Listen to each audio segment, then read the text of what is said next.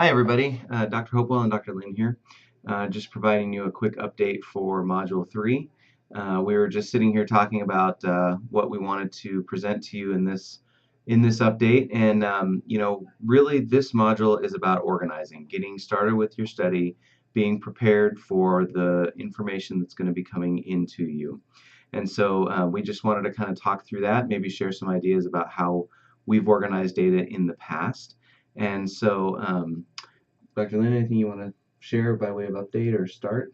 No, not just wanting to give you some strategies. One of the things that we've discovered when we first started doing our own research is there's not a lot of guidelines out there for this. So somewhat you kind of develop your own way, but we thought we'd share what we learned by creating our own and see if it might work for you. Yeah. So you're going to have a couple different kinds of data. We've talked about triangulation. We talked about that last semester. And so I think one way that's helpful is, and you don't have to do this. This is again, these are just ideas.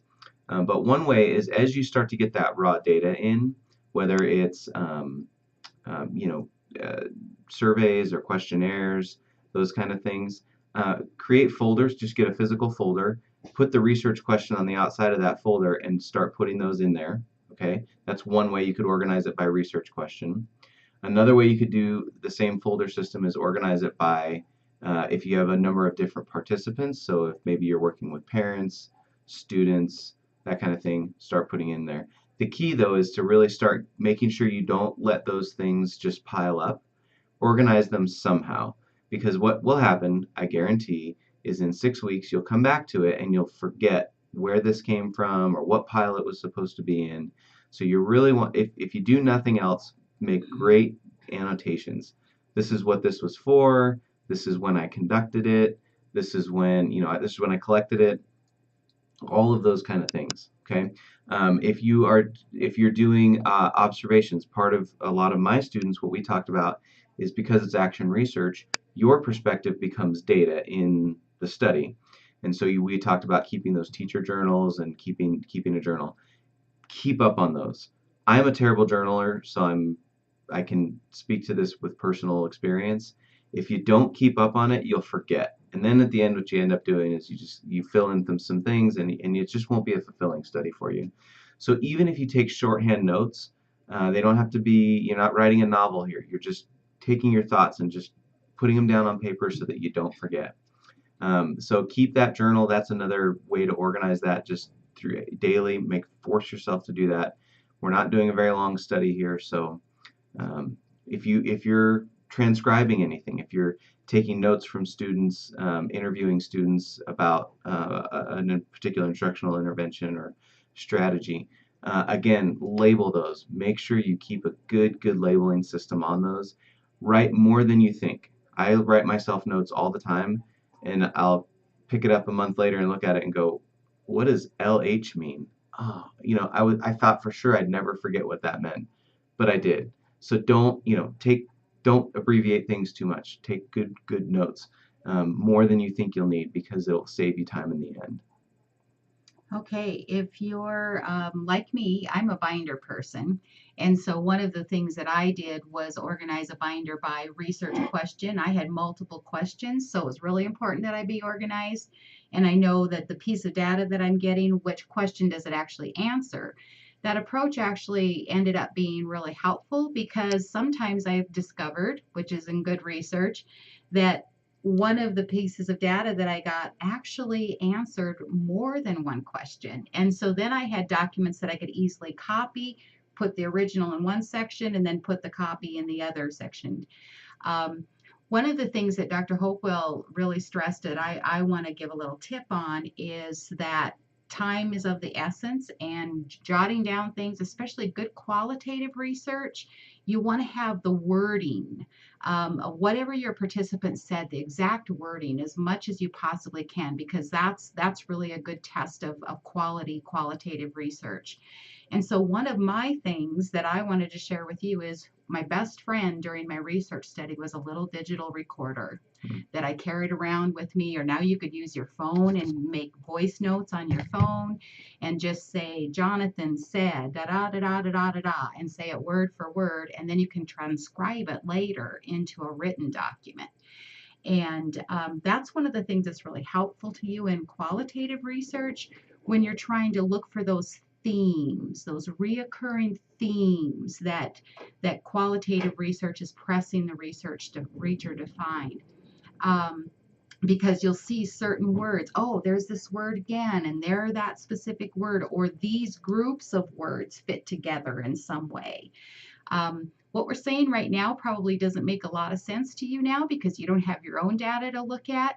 But when you get your own data, you'll say, oh, that's what Dr. Linn was talking about, how those words come together for a Mhm. theme to answer one of my questions. Mhm. Yeah, when you present your research, you're not going to, or your findings, you're not going to present them to us in, participant A said this, participant B said this. You're not going to give us that. You're only going to maybe give us snippets of what each person has said or ideas and themes, like Dr. Lynn mentioned, themes that come together. That's the kind of research presentation that's useful to you and useful to others if you're publishing, for a greater audience. They don't want to read through quote after quote after quote after quote. That's what they wanted you as the researcher to do. And then you have to, it's a shift. You're stepping into the position of expert. You're stepping into making actual judgments and making calls on these kind of things. So I think you'll enjoy it. If you have quantitative data, that's another. How do you deal with that? One thing that you can do is again use say you're keeping grades, okay, and grades might be student performance might be one way that you're going to mark progress. You're gonna keep those in whatever system you're keeping student grades, but you're going to also want to make a copy of that and put it in a binder. And of course, like we did with the IRB, all of this gets locked up and kept secure. But you want to do that, and you can run your statistical analysis things at the end. We'll talk a little bit about descriptive statistics, and I don't think you should go beyond that. Nobody in my class had proposed anything other than that. So what's maybe average score on an assignment or something like that. And again, this is qualitative research. It's difficult to establish causality. So don't get too caught up in overload yourself with statistics and these kind of things. Be careful. I think it's always about what's answering your research question, and stick to the plan. I probably don't remember this from your city training, the CITI training, but you got to stick to the plan. That's part of disciplined research, is sticking to the plan. And then as a researcher, if there's other rabbit trails that you want to investigate, make a note of that. Maybe even you have a folder or you have a piece of paper or a notepad in your box, your locked file cabinet of follow-up research ideas. One of the things you'll put probably at the end of your study that you probably should put is, implications for future research. What needs to be done next based on this? And that's where you can put in some of those interesting things. Don't get caught up in them too much, though. You'll waste the time that you have now. And I just reminded a student of this last week. Don't get too bogged down in your study that you don't complete it, that you don't finish. That's a problem with all research, is that it can get bogged down. Our goal here is to help you design and implement a nice, small, tight study that you can use for your instructional purposes. My closing comment would go back to something that Dr. Hopewell said about organizing that data, especially the quantitative data, is make sure that you are de-identifying that data, that you're assuring that anonymity of your participants by honoring what you said you do in your methodology of using pseudonyms, either numbers, fictitious names, whatever you have, and also keep your data clean when you're storing your data. Make sure, and what I mean by that is make sure that you only have participant data in there. So to go back to his example of if you're using grades on something, just making a copy of your grade record won't work because you have actual names in there and you have names of of students who are not participating in your study. So you need to transcribe those in some way so that no student at any point in time, if we walked into your classroom, looked at your binder, looked at your folder, we would look at it and we wouldn't know who was involved in your study.